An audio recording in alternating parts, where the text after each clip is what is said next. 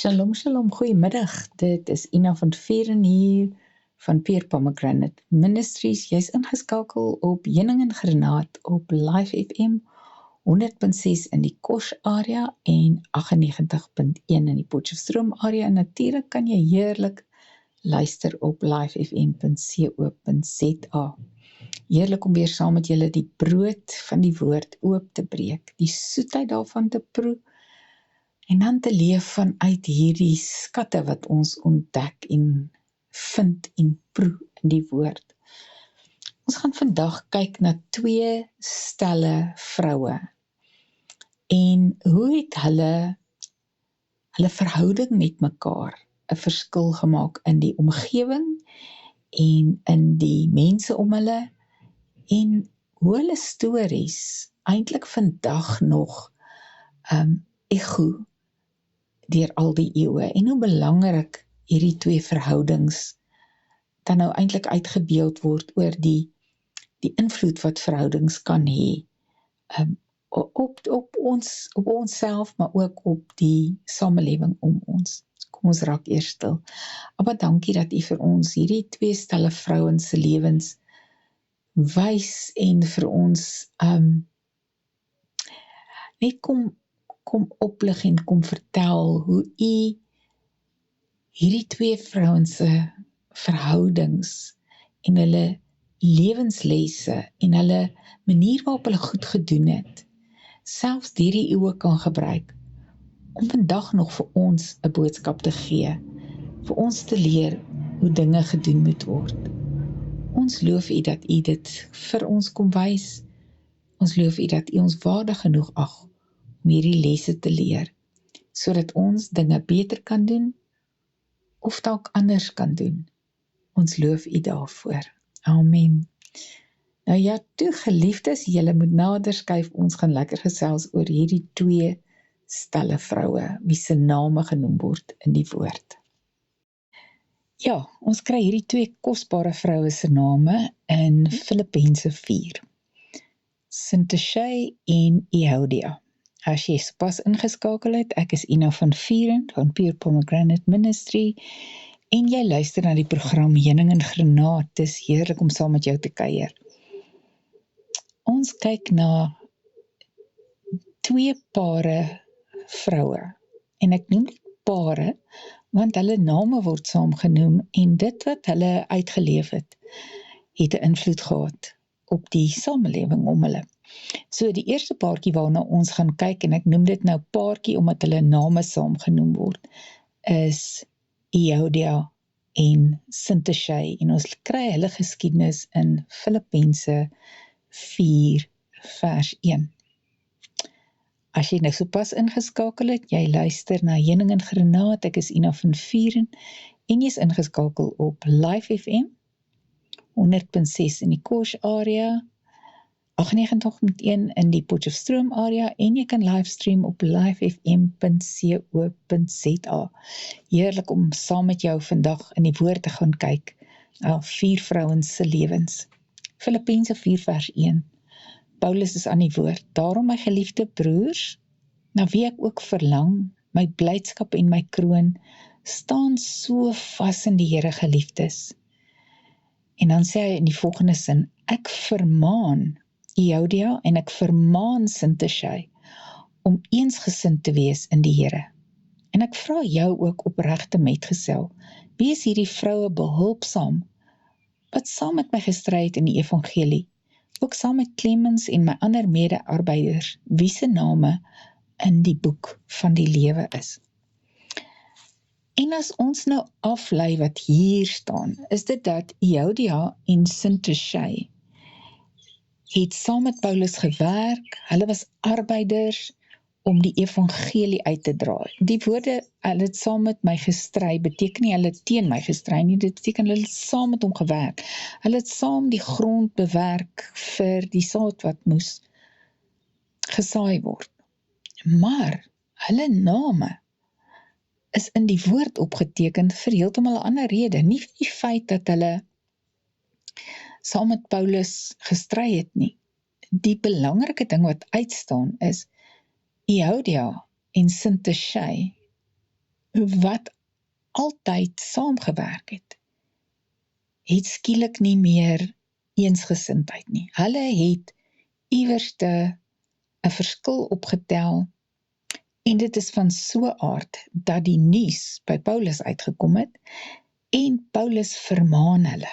Hy sê, ek vermaan Euodia en ek vermaan Syntyche. So hy maak nie, die een is reg nie, aan die een is verkeerd nie, hy vermaan albei van hulle.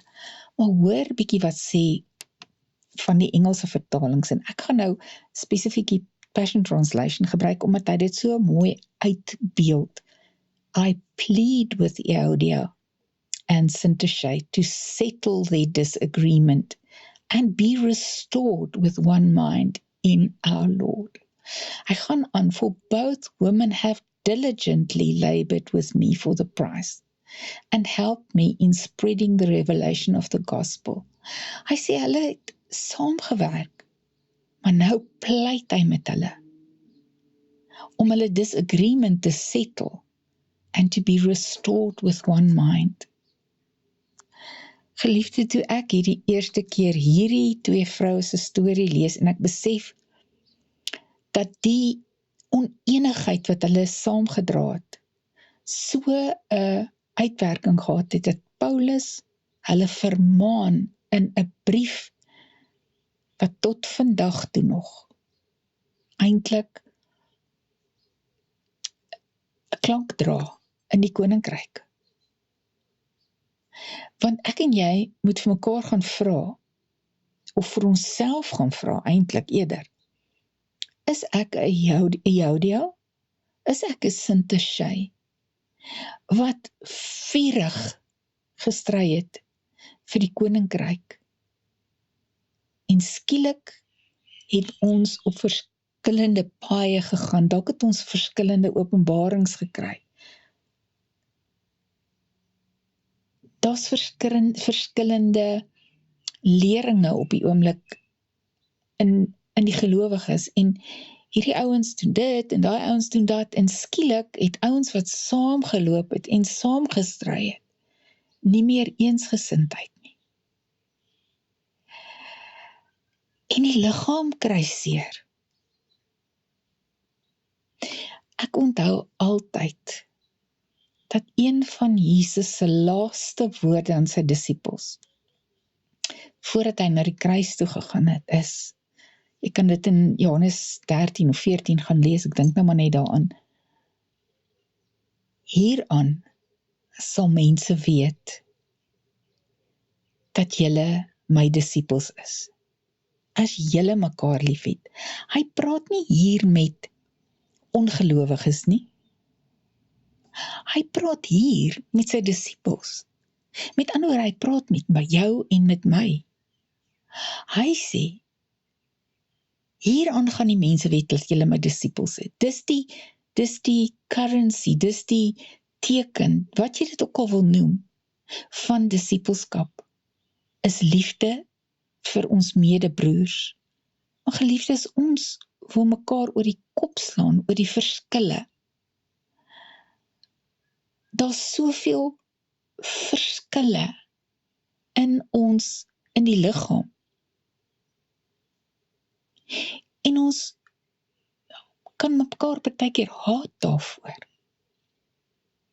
Intussen is ons veronderstel om hande te vat en te sê, ons het een gemeene deler, en dit is Jesus Christus, Yeshua Mashiach, ons koning, en ons kyk op na hom. Maar jy sien, as my manier van aanbidding, of my manier van die woord interpreteer, vir my so belangrik is, dat ek die ou langs my oor die kop wil slaan, dan het dit mos 'n afgod geword, is dit nie? En dan kry hierdie brief van Paulus vir my hierdie krag wat dit dra. En hy sê, and I plead with you. En kom ons sit maar ons name daarin. Kom ons sit ons denominasies daarin. Ek gaan nou 2 denominasies gebruik wat ver uit mekaar uit is. And I plead. Ek pleit met die NG Kerk, met die moederkerke en ek pleit met die Pinksterkerke to settle their disagreement. En ek gebruik nou sommer net denominasies, maar ek kan baie verder as dit gaan. Maar hy sê, kom ons los ons disagreements and be restored, dat ons gerestoreer word, dat ons getransformeer word in ons gedagtes, sodat ons een kan wees. Want jy sien, as ons een is, as ons in eenheid begin beweeg, daar's net een liggaam. Hy is die hoof van die liggaam. En ek en jy verskil van mekaar. Een is die toon en een is die oor of wat ook al. Ons het verskillende take. Maar hy is besig om die liggaam by mekaar te maak, maar as ons so onder mekaar beklei, hoe op hierdie aarde gaan ons 'n verskil maak in 'n stikkende wêreld? Kom geliefdes, jy weet wie dit is met wie jy in 'n nie lekker verhouding is nie, met wie jy nie saamstem nie.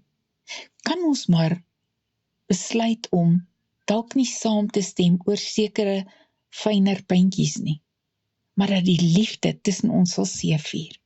Ons gaan luister na musiek en ek wil hê jy moet so 'n bietjie gaan dink oor my woorde. Ek gaan dink, is daar dalk iemand teenoor wie jy moet gaan repent en gaan sê, of gaan bely en gaan sê, weet jy wat, my oordeel was sterker as my liefde. Ek wil graag jou hand vat, dat ons saam ons koning vereer. Kom terug, jy is ingeskakel op die program Heuning en Granaat. Ek is Ina van Vuren en dis heerlik om saam met jou te kuier. Hier op hierdie program ons die woord gaan ondersoek, gaan deurtrap en gaan kyk wat is die skatte wat daarin vir ons opgeteken is. Die soet heuning. En uit daardie soetheid van die woord moet ons vrugbaar wees met die granaatbytjies spat. Ons is besig om te kyk na 2 pare vroue en wat is die impak van wat hulle lewe of wat hulle nalatenskap is op die gemeenskap, die gemeentes waar hulle gewoon het, maar ook die effek wat dit het tot vandag toe nog.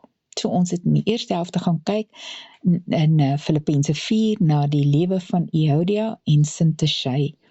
En is my hartseer, ons onthou hulle nou vir die verdeeldheid wat hulle gebring het. Nie vir die goeie werk wat hulle in die koninkryk gedoen het nie, want dis hoe dit opgeteken is. Maar dan kry ons 2 ander vroue, en dit is in 2 Timoteus 1 kry ons hierdie gedeelte, en ek gaan van vers 1 af lees. Paulus, 'n apostel van Jesus Christus deur die wil van God, ooreenkomstig die belofte van die lewe wat in Christus Jesus is, aan Timoteus, my geliefde kind, genade, barmhartigheid, vrede van God, die Vader en Christus Jesus ons Here. Ek dank God, wat ek van my voorouers af in 'n rein gewete dien, wanneer ek onophoudelik nag en dag aan jou in my gebede dink. Terwyl ek verlang om jou te sien as ek aan jou in trane dink, of as ek aan jou trane dink, sodat ek met blydskap vervul kan word. En as ek my herinner die ongeveinsde geloof wat in jou is, wat eers gewoon het in jou grootmoeder Lois en in jou moeder Eunice, en wat, daarvan is ek oortuig, ook in jou is.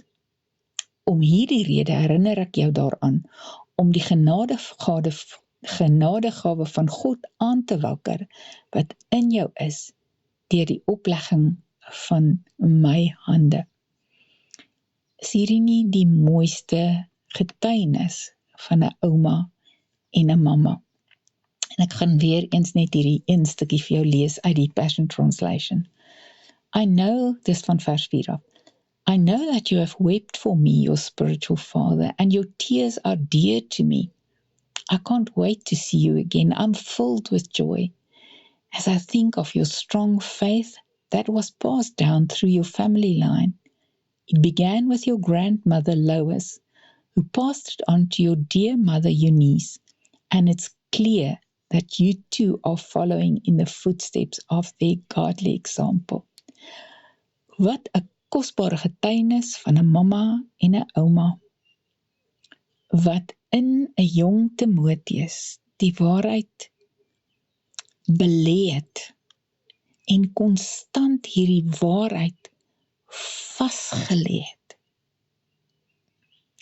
Ek het onlangs te doen gekry met 'n mamma en 'n ouma en 'n jong seun wat vir my so herinner het aan hierdie prentjie van hierdie ouma Louis en die mamma Eunice. Hierdie twee vroue wat met hierdie jong man 'n pad gestap het. En daar's 'n waarheid daarin dat dit in 'n familielyn afgegee is, deurgegee is, hierdie waarheid. Dis wat Paulus hiervan getuig.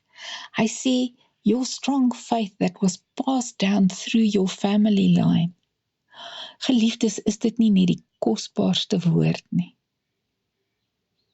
Hoe lyk dit in my en jou se familielyn? Ek het die voorreg gehad, dat ek 'n mamma en pappa gehad het, wat vir ons 5 kinders en ons kleinkinders gebid het, en die pad vir ons oop gemaak het. Maar nou het ons weer kinders en kleinkinders. En nou kan ons nie net gaan stilstaan en sê, oupa Dirk en ouma Gerda het gebid nie. Ons moet nou hierdie fakkel opneem en verder gaan. Hoeveel van julle wat vir my luister vandag, het biddende oumas en oupas, of biddende ouers gehad? Mense wat die woord aan tafel gepraat het. En dan moet ons onsself vra, is ons besig om daardie lig voor te dra, sodat ons kinders eendag om 'n tafel sal praat met hulle gesinne oor die woord. Dalk voor op 'n kansel sal staan.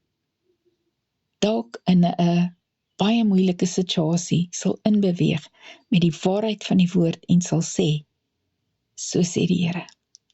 Geliefdes, laat ons nie vergeet dat ons 'n rol te speel het in hoe ons kinders en kleinkinders die koning van die konings beleef, hoe ons hulle gereed maak vir die lewe, hoe ons hulle leer om gehoorsaam te wees aan ons, sodat hulle gehoorsaam kan wees aan hulle God eendag. Jy sien geliefde, ons kan nie verwag as ons kinders, as ons die gehoorsame ouers is, dat ons kinders sommer sal weet om gehoorsaam te wees aan God nie. Nee, hulle leer dit by ons. Hulle leer dit by 'n ouma en 'n oupa, en 'n mamma en 'n pappa, wat die pad stap, wat vir hulle die voorbeeld is. Daar's so 'n mooi gedeelte waar Jesus die kindertjies seën.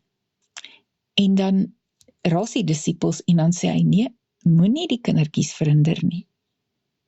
Laat hulle na my toe kom.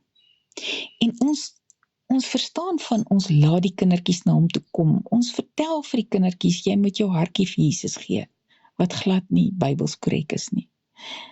Hy wil ons hele lewe hê. Hy wil hê ons moet hulle leer dat hulle lewe aan hom behoort. Maar daar's 'n ander sin daarso.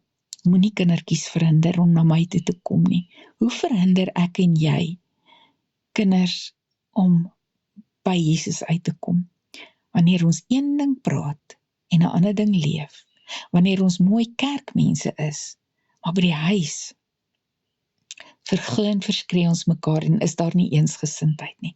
Kom geliefdes, kom ons verstaan dat ons 'n geslag moet grootmaak wat gereed sal wees om die woord te gaan uitdra. 'n Geslag voor te bring wat gereed sal wees om te staan in geloof. Ons weet nie wat gaan word in ons land nie. Ons kinders gaan dalk nodig hê om in geloof te staan. Meer as wat ons kan dink. Kom ons leer hulle vandag al. En as jou kinders nou groot is en jy besef maar, jy het verkeerd gedoen of hulle het verkeerde paaie gekies, daar is nog asem in jou liggaam, geliefde, jy kan nog bid. Kom ons dra ons kinders op aan die koning van die konings. En eendag dalk voor die troon sal vir jou gesê word, Mooi so. Goeie en getroue slaaf. Shalom geliefde, dit was heerlik om saam met julle te kuier hier op Heuning en Granaat. Mag julle 'n wonderlike dag hê. Shalom, shalom.